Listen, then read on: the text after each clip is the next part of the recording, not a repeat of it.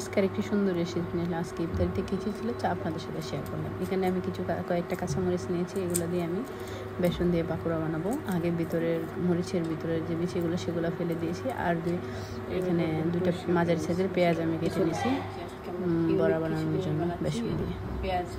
আমাদের একটু অ্যালার্জির সমস্যা, তাই আমরা একটু বেগুনি না খেয়ে এরকম একটু ভিন্ন ধরনের আইটেম বানাতে চেষ্টা করি যাতে অ্যালার্জি না থাকে। মুসমুস এবং সুস্বাদু হয়েছে যখন থেকে অ্যালার্জি। এটা আমি প্রায়খানি দিয়ে দিলাম, এক একটি সবগুলো দিয়ে দেবো, তারপর উল্টো পাশে নামিয়ে নেবো।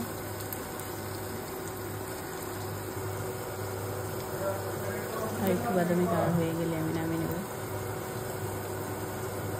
এই যে পেঁয়াজের পাকোড়াগুলো হয়ে গেছে, এখন আমি মরিচেরগুলো দিয়ে দেব। ভালো করে বেসনে চুবিয়ে ভেতরে যাতে ঢুকে একটা একটা করে সবগুলো দিয়ে দেব।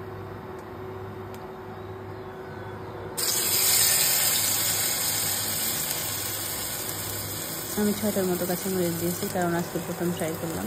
দেখতে অনেকটা পাতার শেপের মতো হয়েছে, একদম মচমচে হয়েছিল। আর এখানে নিয়েছি আলু হালকা বেসন দিয়ে দিয়েছি যাতে মচমচে বেশি হয়।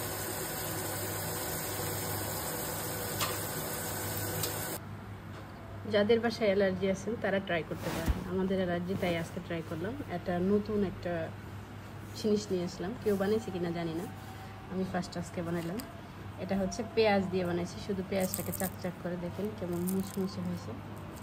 আর এটা কি বলেন তো, এটা পাতার শেপে হয়ে গেছে, পাতার মতো হয়ে গেছে অনেকটা। এটা কি বলতে পারবেন? এটা বানিয়েছি কাঁচামরিচ দিয়ে, দেখেন কেমন মুচমুচে। আর এটা হচ্ছে আলু নিয়ে। যাদের অ্যালার্জি আছে, বেগুনি খেতে পারেন না, এই ভিন্ন উপায়ে আমি এটা করেছি। এই তো আমাদের আজকে ইফতার দিয়ে চলে। এখানে কথা বলেছে ভাইরাল হয়েছে তরমুজ, এই কথাগুলো নিয়ে। আগুন মধু, ওই কিরে মধু দে, পার্সেল দে মধু। আর রাতে রান্নাও কিছু শেয়ার করলাম। এখানে আমি লোটে মাছের শুটকি ফ্রাই করতেছিলাম।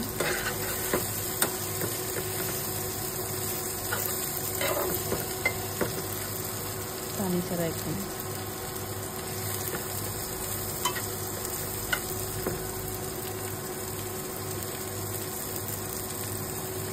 আর এখানে আমি একটা সিলভার কাপ কয়েকটা পিকচারকে হালকা ডেবে নিয়েছি। নিয়ে রাতের জন্য এই হয়েছিল রাতে রান্না।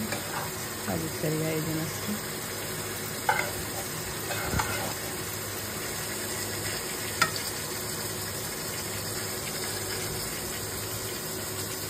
সবাই ভালো থাকবেন, সুস্থ থাকবেন। আল্লাহ হাফিজ।